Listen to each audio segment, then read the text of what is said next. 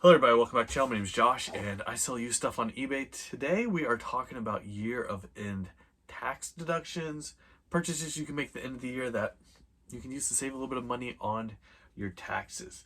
Now, one thing I want to preface this by saying is you don't want to make taxes be the sole reason you're purchasing something. You don't want to, there's a saying like, let the tail wag the dog. You don't want to let the taxes determine what you're buying, but they can slightly influence it some. And we're going to be talking about that a good bit today. My philosophy a lot of times on doing this, on buying stuff at the end of the year, is more of a prepaying of expenses. These are usually things that we're going to be purchasing anyways, but we're wanting to basically kind of delay paying the taxes on that money in the future, just to save us a little bit of money. So what we're talking about first is shipping supplies. Shipping supplies are a great end of the year thing that you need to purchase. Odds are you're running out by now anyways because it's been fourth quarter and you're using a lot. Personally, I ran out of paper today, out of my packing paper, so I just ordered a bunch of that. Also, the other day, ordered a bunch of bubble mailers. I wasn't getting low on bubble mailers, but just ordered a bunch because we're trying to get a few end of the year tax deductions. I got these from GyroPack. You can use code GRAPH10 to get 10% off your first purchase. Link down in the description, all that great stuff. Bubble mailers are a great thing to get a lot of. I've also bought a lot of boxes in past years and not doing that this year just because I'm not using near as many boxes as I used to. Poly bags are another thing. You get those from GyroPack as well. And you can buy like a couple thousand poly bags and they really don't take up that much space. A couple thousand boxes, that's going to take up a lot of space. But a couple thousand poly bags, really not going to take up that much space. Bubble mailers, kind of in the middle there on how much space they take up.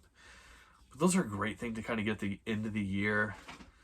Just buying ahead, getting them already so that you've got them for next year. And it's going to save you a little bit on your tax bill come April whenever you're paying it. Or hopefully you're paying it a little bit sooner. So yeah, dog's over here doing crazy stuff. I don't know what she's doing. Anyways, so yeah, shipping supplies, that's the biggest thing. Number two is go and look at all the software that you're potentially paying for. Like, for instance, I'm paying for like Scoutly or MileIQ, different things like that. Any softwares that you might be using. And if you're paying monthly, look into potentially paying that yearly.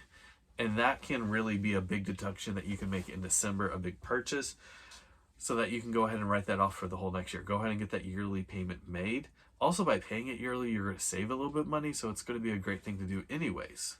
Save money. Go ahead and get it written off on this year's taxes. That's a no-brainer right there as far as software. As long as you're going to keep using the software. It's also a good idea just this time of year to double check, do I want to keep using that software for the upcoming year?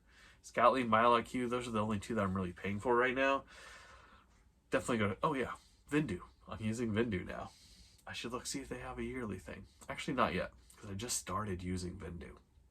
Only been using it about a month now. So far I'm happy. Not happy enough to pay for a whole year of it yet because still kind of figuring it out, but I've been happy for a month.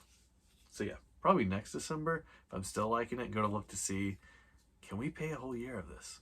I don't know. Next thing is something I found out from one of the Facebook groups. Can't remember which one, but you can actually go on Pirate Ship and you can set how much money you have in Pirate Ship at all times. Basically, because at the end of each day, they will go in and deduct the money from you. And you can set like $1,000 in there where you basically have $1,000 sitting in Pirate Ship of like prepaid shipping. And that's something you can look into doing as well, is putting a big chunk into Pirate Ship, setting how much you have in there. Normally, I don't have anything setting there. They just charge my card automatically, but that's something to look into. Pirate Ship, go ahead, set on there, put like $1,000 in there. And then you can go ahead and claim that $1,000 on this year's taxes.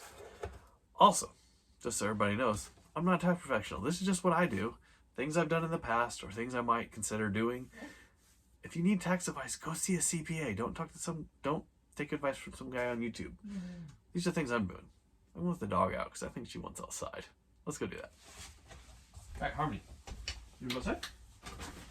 Let's go. Come on. There you go.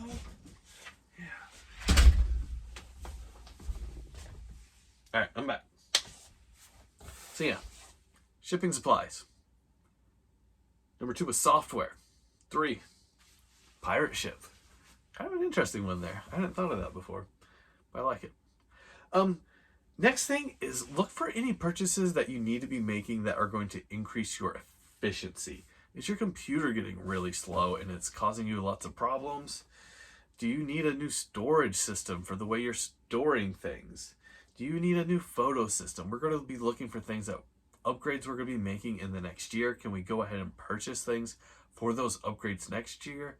Can we purchase them this December and implement them coming January, February, March? What types of things can we do like that? If your storage system needs upgraded, now's a great time to be thinking about that. Photo system, does that need to be upgraded? One thing for me is I need to have a dedicated space for taking apart the sewing machines that I part out. That's something I'm thinking through. I don't think I'm going to spend any money on that the way I want to do it though. Actually, there's a few small things. I should probably go ahead and purchase those now. But yeah, these are something you need to be thinking about all the time, but now's a good time of year to really spend some time thinking about how can I do things a little bit more efficiently? You don't want to spend a lot of money here, but if you spend a little bit of money, be quite a bit more efficient, go ahead and take that tax deduction this year. It's a great thing to do. Next one is one I don't personally recommend, but some people I know have done this in the past, and that is buy a lot more inventory in December. For me, not something I'm doing. I've got plenty of inventory on hand. People always wanting to sell me stuff. People always wanting to give me stuff. So not something I'm going to do, but you can make more purchases of inventory in December, and then that stuff you've purchased to sell. So inventory is one thing to consider. Tread lightly here. Don't get carried away, because then you won't be buying anything for months, and that's sometimes the best part of this job. Yeah.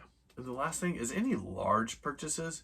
Usually I do not make these in December, but usually each year I'm trying to make one larger purchase that is going to really increase the efficiency of my business. Now, once you get to the $2,000 mark, the tax rules can be kind of different sometimes. Talk to CPA about that. And we're not going to talk about that here today. But a couple of years ago, I picked up the trailer that has way helped me in the business, saved me so much time. That thing's paid for itself many times over. This year, purchased the disc resurfacer from Elm. Absolutely love this thing. AutoSmart, man, it's great. I do need to pick up some more supplies for it though, so probably something I should purchase in this next week or two. Anything that you would normally purchase in January, just go ahead and purchase it in December. It's that simple. So yeah, large purchases, I tend to not get those in December because, once again, I'm not letting the taxes dictate large purchases. I'm letting them maybe dictate some smaller purchases that are going to increase efficiencies. I'm letting them dictate when I purchase a lot of my consumables, like my shipping supplies or my supplies for my AutoSmart. But those are things I would purchase anyways, and we'll just go ahead and basically purchase them early. But yeah, that's it. What are other end of the year tax purchases that you guys are making? Put them down in the comments. Love to hear. Pirate ship, I think that one's interesting. I hadn't heard that before. Heard it a week or so ago. I think I might do that. I do need a new computer. I think we're going to put that off and get it next December, actually. Because I actually got this one earlier in the year. This was used. $45. It's been great. Use this just for shipping. It's so great having a dedicated one just for that. It's open. It's ready to go. I just log in and boom. I got all my tabs open. It's been great. Definitely worth the $45. But next year we do need a laptop to work from. So yeah, we're going to be getting that probably next December. Photo system, I feel like I've got that pretty good. Storage system, I feel like I got that pretty good. I'm not putting money into those things. Might put a little bit of money into my dedicated space for taking apart sewing machines. But anyways, that's all I have for you guys today. I'm going to quit rambling. Let me know down in the comments, where do you buy at the end of the year so you can save on taxes next year. Until then, I'll see you guys next time. Goodbye.